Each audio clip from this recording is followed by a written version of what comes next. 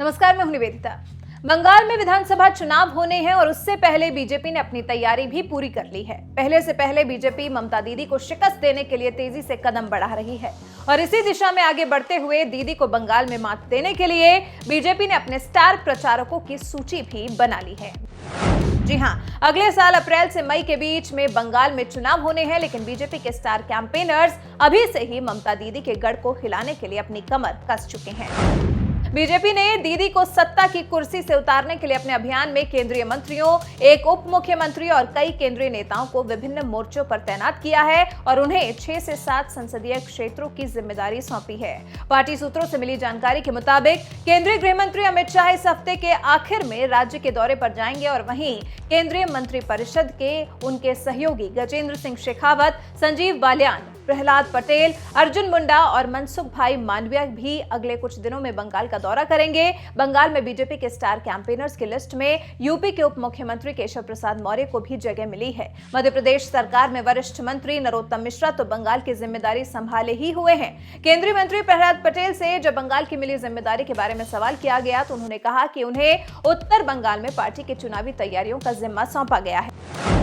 और ममता दीदी के करीबी शुभेंदु अधिकारी की पार्टी से नाराजगी को लेकर तो आपने चर्चा सुनी ही होगी।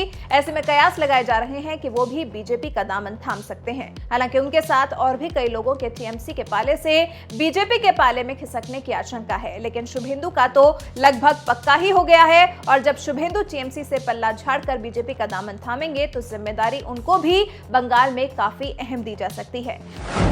माना जा रहा है कि 19 दिसंबर को शाह इन सभी नेताओं के साथ बड़ी बैठक करने वाले हैं और बंगाल फतेह करने के लिए गहन चर्चा की जाएगी। बंगाल में अमित शाह को एक राजनीतिक सभा को भी संबोधित करना है और मिदनापुर जिले में एक किसान के घर में दोपहर का भोजन करना है। अमित शाह के इस कार्यक्रम के अलावा ममता दीदी को जुबानी तीरों से तो घायल किया ही जाएगा, जिससे दीदी बौखलाएंगी भी और फिर उल जुलूल बयानबाजी भी करेंगी। और फिर बीजेपी के हौसले लोकसभा चुनाव के बाद बंगाल के लिहाज से ज्यादा बुलंद हो गए हैं। तभी से ही बीजेपी नेतृत्व ने अपने केंद्रीय पदाधिकारियों को पश्चिम बंगाल के 5 विभिन्न इलाकों की जिम्मेदारी सौंपी हुई है।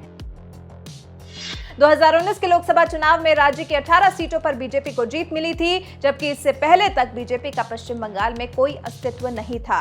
लेकिन लोकसभा चुनाव के परिणामों से बीजेपी को बल मिला और फिर पार्टी ने दीदी की घेराबंदी शुरू कर दी और टीएमसी के प्रतिद्वंदी के रूप में बीजेपी सामने आई। तभी से पार्टी के नेता लगातार दावा करते आ रहे हैं कि विधानसभा चुनाव में बीजेपी मुख्यमंत्री ममता बनर्जी के नेतृत्व वाली तृणमूल कांग्रेस को सत्ता से उखाड़ फेंकेगी। फिलहाल बीजेपी के इन स्टार कैंपेनर्स के लिए आपको क्या कहना है? आपके इस लिस्ट को लेकर क्या सुझाव हैं? बीजेपी को अगर बंगाल में आप जीतते हुए देखना चाहते हैं तो इस लिस्ट में आप कैसे बदलाव करना चाहते हैं? कमेंट कर हमें जरूर बताएं।